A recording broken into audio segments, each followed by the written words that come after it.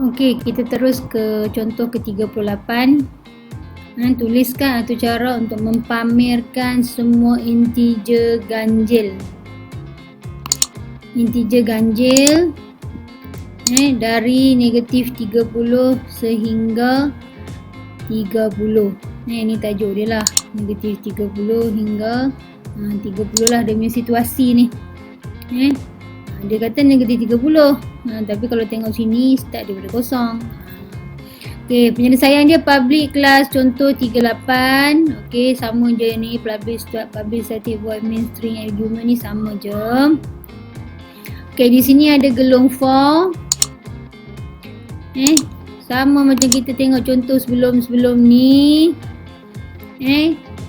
Ada di declare satu. Isytihar satu pun boleh ubah, nama dia I. Data type dia ialah integer. I ni ialah pemula, I di set kepada kosong. Ini ialah pemula. Ini pula ialah penamat. I kecil atau sama dengan 30. Maksudnya 31 dia tak boleh lah, dia kena stop lah bila jadi 31. Sebab dia ada sama dengan ni. Kalau tak ada sama dengan ni, dia akan jadi sebelum 30 dia dah akan stop. Okey, yang ini pula ialah apa? Pembilang. Tadi cikgu dah beritahu dah, pembilang I tambah sama dengan 1. Sama je dengan maksud ni. I sama dengan I sama tambah 1. Jadi kamu boleh tengok di dalam ni buat atas ni lah. Okey, di sini ada kurungan. Kita tengok apa yang ada dalam kurungan ni. Apakah arahan ataupun proses yang kena ada dalam kurungan ni. Ada dua operasi. Yang pertamanya, jika I ni modulo, ni nama dia modulo, modulo 2 dan operasi ni dapat 1. Operasi ni dapat 1, kemudian dia akan print nilai I. Okey, sekarang cikgu jelaskan dulu macam mana dapat modulo ni. Modulo ni contohnya kita ambil satu nombor, katalah nombor 7 dibahagi dengan nombor 2. Jadi sini 2 kali 3 dapat 6. Dapat 6. 7 tolak 6 dapat 1. Jadi inilah modulo. Inilah kita kenal sebagai modulo. Jangan tak tahu. Kena tahu, cikgu dah kira dah ni. Inilah modulo. Okey, jadi sekarang ni dia nak I sekarang ni start dengan kosong. Kemudian I ni akan bertambah lah daripada kosong jadi 1, jadi 2, jadi 3, jadi dan seterusnya lah sehingga 30. Jadi dia akan start kira daripada kosong. Kosong modulo 2 dapat berapa? Kalau dapat 1, dia akan papar lah kat sini. Kalau dapat kosong, dia tak akan papar sebab ni nombor ganjil. Jadi inilah yang berlaku. Setiap kali gelungan ni berulang-ulang, selagi itulah ada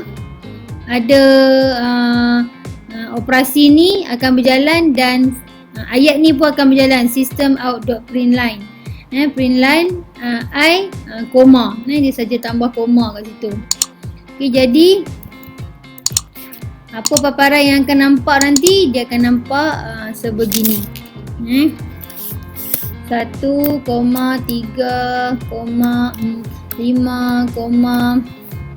sebab dia nombor ganjil kan, jadi dia akan keluar macam ni lah nanti. Inilah output paparan dia. Yang akan nampak sampailah dah jadi 30. 30 I sama dengan 30, dia bahagi dengan 2. Ni bahagi pula, modulo dengan 2 akan dapat kosong, jadi dia tak papar lah.